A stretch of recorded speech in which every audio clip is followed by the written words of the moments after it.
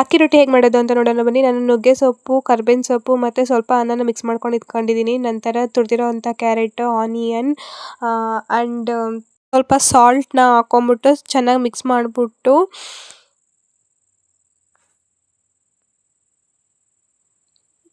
ನಂತರ ಅಕ್ಕಿ ಹಿಟ್ಟನ್ನ ಇಟ್ಕೊಂಡಿದ್ದೀನಿ.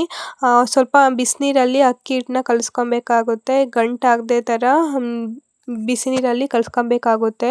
ನೀವು ಬಿಸಿ ನೀರು ಹಾಕಿದ ತಕ್ಷಣ ಕೈಯಲ್ಲಿ ಕಲಿಸ್ಬಿಟ್ಟಿದ್ದೀರಾ.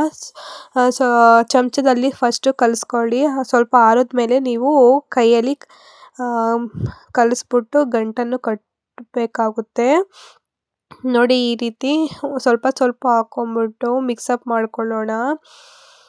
ನೀವು ಅಕಸ್ಮಾತ್ ಬಿಸಿನೀರಲ್ಲೇ ಕೈಯಲ್ಲಿ ಹಾಕ್ಬಿಟ್ರೆ ಆಮೇಲೆ ಸುಟ್ಟೋಗ್ಬಿಡುತ್ತೆ ಕೈ. ನೋಡಿ, ಈ ರೀತಿ ಚೆನ್ನಾಗಿ ಕೈಯಲ್ಲಿ ಉಂಡೆಗಟ್ಟೋಣ. ಸ್ವಲ್ಪ ಸ್ವಲ್ಪ ಎಣ್ಣೆ ಕೂಡ ಹಾಕ್ಕೊಂಡು ಉಂಡೆಗಟ್ಟಿ ನೋಡಿ, ಈ ರೀತಿ ಉಂಡೆ ಕೊಟ್ಬಿಟ್ಟು ಒಂದು 5 ಮಿನಿಟ್ಸ್ ಬಿಡೋಣ. ನಂತರ ಈ ರೀತಿ ಸ್ವಲ್ಪ ಸ್ವಲ್ಪ ಉಂಡೆ ತಗೊಂಬಿಟ್ಟು ಅಕ್ಕಿ ರೊಟ್ಟಿನ ತಟ್ಟೋಣ.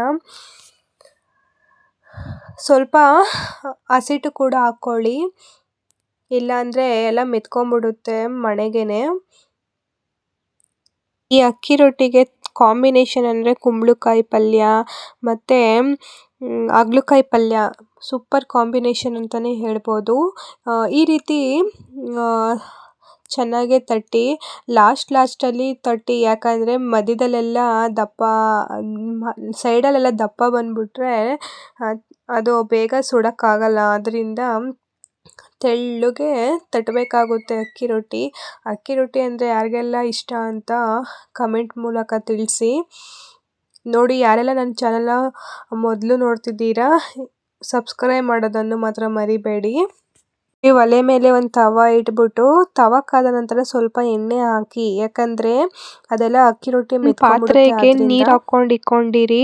ಇಲ್ಲ ಕೈಯಲ್ಲೋ ಇಲ್ಲ ಬಟ್ಟೆಯಲ್ಲೋ ನೀರನ್ನು ಹಾಕ್ತಾ ಇರಬೇಕಾಗುತ್ತೆ ಅವಾಗವಾಗ.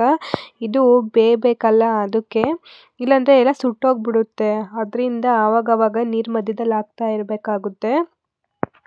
ಒಂದು ಬಟ್ಟೆ ಮುಖಾಂತರ ಇಲ್ಲ ಕಾಟನ್ ಬಟ್ಟೆಯಲ್ಲೋ ಇಲ್ಲ ಕೈಯಲ್ಲಾದರೂ ಸವರಬೇಕಾಗುತ್ತೆ ಅಕ್ಕಿ ರೊಟ್ಟಿಗೆ. ಈ ರೀತಿ ಸವರಬೇಕಾಗುತ್ತೆ, ಇಲ್ಲಾಂದರೆ ಸುಟ್ಟೋಗ್ಬಿಡುತ್ತೆ ಬೇಗ. ನೀವು ಬೇಕಾದರೆ ಕಾಟನ್ ಬಟ್ಟೆಯಲ್ಲಿ ಬೇಕಾದರೆ ನೀರನ್ನು ಹತ್ಕೊಂಬಿಟ್ಟು ಅದ್ರ ಮೇಲೆ ಸವರ್ಬೋದು. ನಾವು ಕೈಯಲ್ಲೇ ಇದು ಮಾಡ್ತಾಯಿದ್ದೀವಿ. ಸ್ವಲ್ಪ ಅಕ್ಕಿ ರೊಟ್ಟಿ ಬೆಂದ ಮೇಲೆ ಉಲ್ಟಾ ಮಾಡಿಬಿಟ್ಟು ಬಿಡೋಣ. ನೋಡಿ, ಈ ರೀತಿ ಚೆನ್ನಾಗಿರುತ್ತೆ ಅಕ್ಕಿ ರೊಟ್ಟಿ. ಅಕ್ಕಿ ರೊಟ್ಟಿ ಬಿಸಿ ಬಿಸಿಯಾಗಿದ್ದರೆ ಮಾತ್ರ ತಿನ್ನೋಕೆ ಚೆಂದ, ಇಲ್ಲ ರಬ್ಬರ್ ಥರ ಆಗಿಬಿಡುತ್ತೆ. ತಣ್ಣಗಾದ್ರೆ ಚೆನ್ನಾಗಿರಲ್ಲ. ನೀವು ಬಿಸಿ ಬಿಸಿಯಾಗೆ ತಿನ್ನಬೇಕಾಗುತ್ತೆ.